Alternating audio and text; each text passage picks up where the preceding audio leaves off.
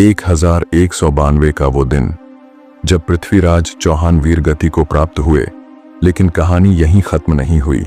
असली कहानी तो उसके बाद शुरू हुई। संयोगिता, जिनके प्रेम और स्वाभिमान की मिसालें दी जाती हैं, जब उन्हें अपने प्रिय सम्राट की मृत्यु का समाचार मिला तो उन्होंने क्या किया? क्या वो गुलामी का जीवन स्वीकार कर बैठी? नहीं, इतिहास गवाह है कि राजपूतानी कभी झुकती नहीं, बल्कि इतिहास रचती हैं। लेकिन संयोगिता ने आखिर ऐसा क्या किया जिसे देखकर कुतुबुद्दीन ऐबक तक कांप उठा? जानने के लिए इस वीडियो को अंत तक देखें। भारत के स्वर्णिम इतिहास में शामिल पृथ्वीराज चौहान की मृत्यु के पश्चात पृथ्वीराज चौहान की पत्नी संयोगिता का क्या हुआ की कहानी आज विलुप्त है। पृथ्वीराज चौहान और संयोगिता का प्रेम विवाह हुआ। संयोगिता राजा जयचंद की पुत्री थी और पृथ्वीराज चौहान वंश के हिंदू क्षत्रिय राजा थे जो दिल्ली और अजय मेरू पर राज्य करते थे। इन्हें अंतिम हिंदू राजा भी माना जाता है। दोस्तों, पृथ्वीराज चौहान की 13 रानियां थीं। उनमें से संयोगिता पृथ्वीराज चौहान की प्रियतमा मानी जाती है। जब पृथ्वीराज चौहान महज 13 वर्ष के थे तब सिंहासन पर बैठे। पृथ्वीराज चौहान की मृत्यु की खबर सुनते ही पृथ्वीराज चौहान की पत्नी संयोगिता का क्या हुआ, यह शब्दों में बयां करना मुश्किल है। वह पूरी तरह टूट गई, क्योंकि उसके पिता भी उसके पक्ष में नहीं थे। ऐसे में संयोगिता को उसकी ननद प्रथा का साथ मिला।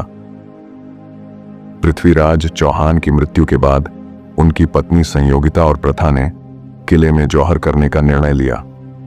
पृथ्वीराज चौहान की मृत्यु के बाद संयोगिता के पास निर्णय पर अमल करने के लिए ज्यादा समय नहीं था और उनकी बहन प्रथा के पति चित्तौड़ के महाराज समर सिंह को मोहम्मद गौरी पहले ही खत्म कर चुका था।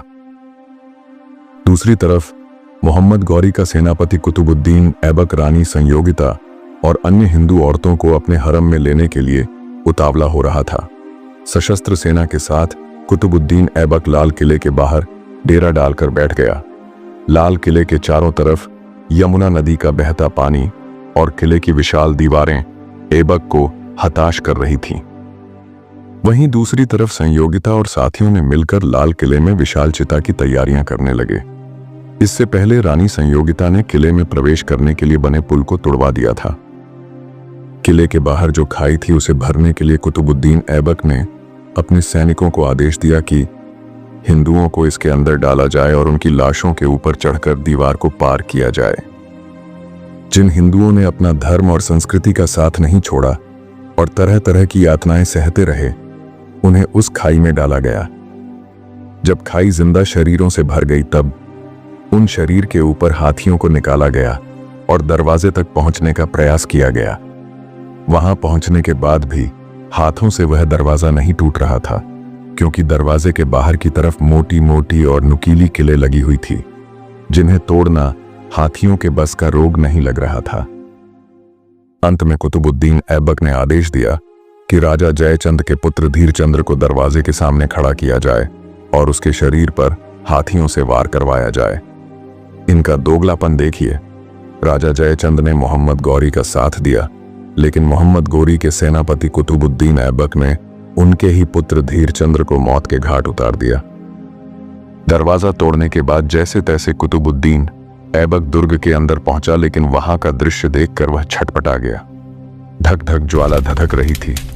महारानी संयोगिता, उनकी ननद प्रथा और उनके साथ हजारों हिंदू वीरांगनाओं ने आन बाण और शान के लिए अपने शरीर को अग्नि के हवाले कर दिया।